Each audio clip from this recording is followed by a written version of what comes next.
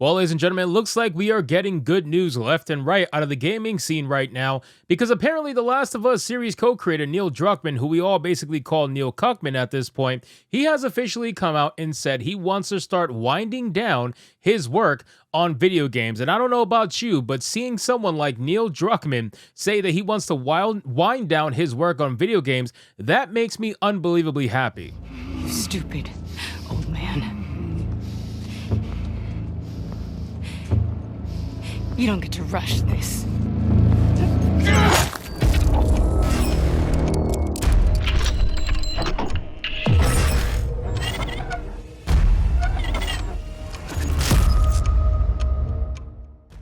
So let's get into this article, guys, from Bounding Into Comics. But of course, before we do, if you are new here, just consider hitting that subscribe button. I would greatly appreciate it, and like the video to push us out into that YouTube algorithm. So he says that not that many big budget titles are left in him. Yes, thank you. There has to be a God now. I think this confirms it, that Neil Druckmann is bowing out of the gaming scene early. God knows what he did with The Last of Us 2 has gone down in history as one of the worst sequels for a video game of all time. Like, I know there's people out there that are fans of The Last of Us Part 2, but I am not one of them, okay? You can call me whatever you want. There is no freaking way in hell I'm a fan of Last of Us 2. I just can't. So it says, in a development that will no doubt come as welcome news to players tired of his pretentious stranglehold on Naughty Dog Studios, The Last of Us series co-director Neil Druckmann has admitted that the prospect of winding down his video game work is becoming more and more appealing to him every single day.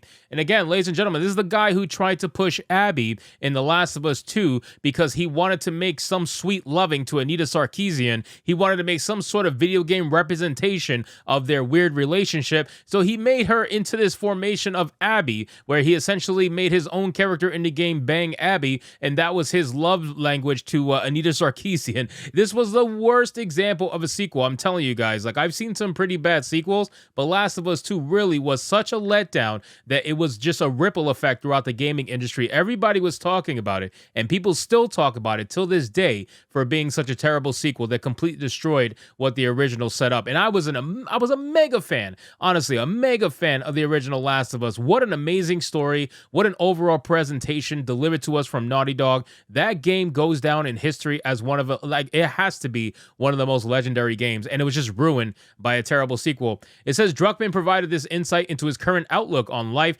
during an appearance on the 7th episode of rapper Logic's Logically Speaking podcast. Asked by the show's eponymous host, do you see yourself making video games forever, or have new passions arisen in you? The Naughty Dog creative director admitted that while he's had other opportunities that I've really enjoyed, like working on the HBO show, working on the Last of Us themed haunted house for Halloween Horror Nights at Universal Studios, in terms of video games, I don't see myself doing this forever at this scale. And please, I don't know how much faster we can expedite this process, but Neil Druckmann, if you're listening, if we can expedite you out of the gaming industry, please find a way to exit stage right as soon as you possibly can. Please, so we can get back to actual real games from Naughty Dog. Hopefully it gets taken over by someone who actually likes video games and is not trying to get a job in politics. I think that's where you belong, Neil Druckmann. If you could find a way to be some sort of politician that advocates for male feminism, let's get you there. I think you'd be a lot better off in that avenue. I think gaming has definitely left you.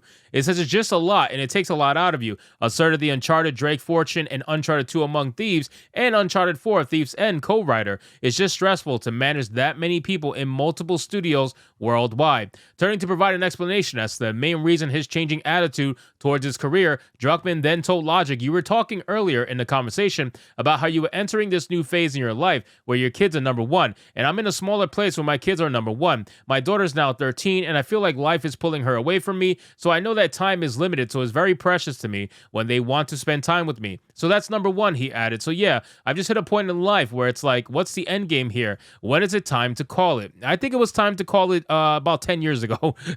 I think it was, please just call it. Call it, Neil Druckmann, call it. I get it, man. I respect that you want to spend time with your kids. That's awesome. Please go spend time with your kids and get away from Naughty Dog.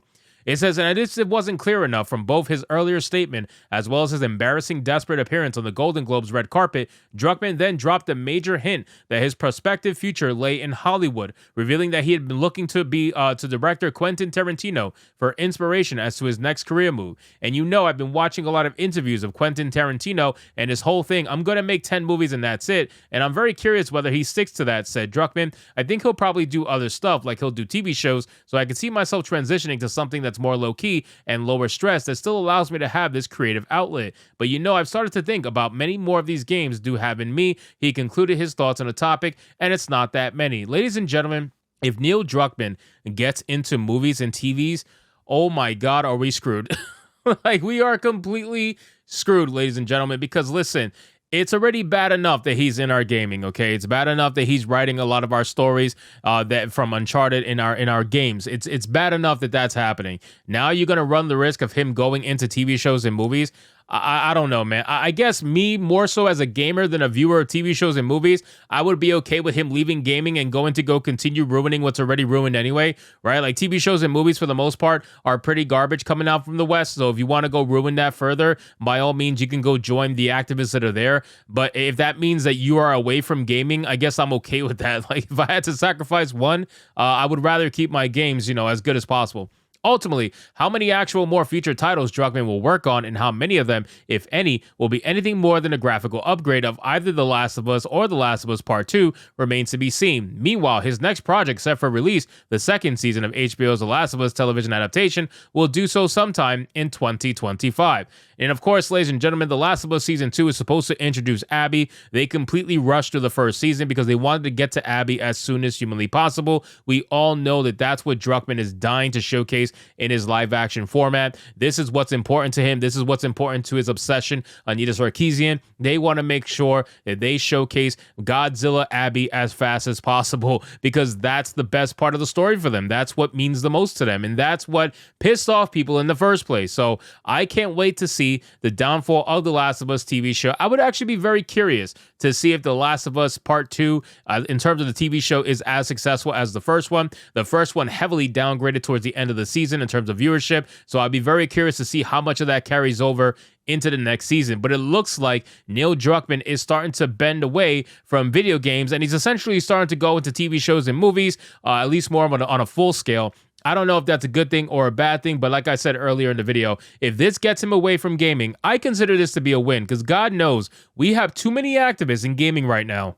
We don't need more activists that are in lead positions like Neil Druckmann. This guy is not in a small-time position. He's in a major position over there at Naughty Dog. So if he does end up stepping away, obviously he could be replaced by someone who thinks just like him. He could be replaced by someone who's basically a clone of him. But hopefully it means that we have a shot to try to get someone in there who maybe is not an activist. You know what I mean? Maybe somebody who actually wants to give the fans what they want. Let's get someone in there who actually wants to do good stories again, good overall cinematic adventures, which is what Naughty Dog was known for. They were known for creating single-player experiences, the likes of which other companies would try to mimic and often couldn't. This is what we need to get Naughty Dog back to. This is what they're good at, and this is what they should be focusing on. But unfortunately, again, ladies and gentlemen, before we close out the video, unfortunately, Neil Druckmann, being in the head position that he's in, is probably surrounding himself with yes men and women who are thinking the exact same way, that are taking identity politics and overall activism as a forefront to their gaming instead of the actual story and the gameplay. So anyway, guys, thank you so much for watching this video. I hope you did enjoy it. And if you did, consider leaving me a subscribe. I would greatly appreciate it. Don't forget to like the video, comment, let me know what you thought, and I'll see you guys on the next one. Hypnotic out. So, communism. Nah, it ain't like that. It is that, literally. This is a commune. We're communists.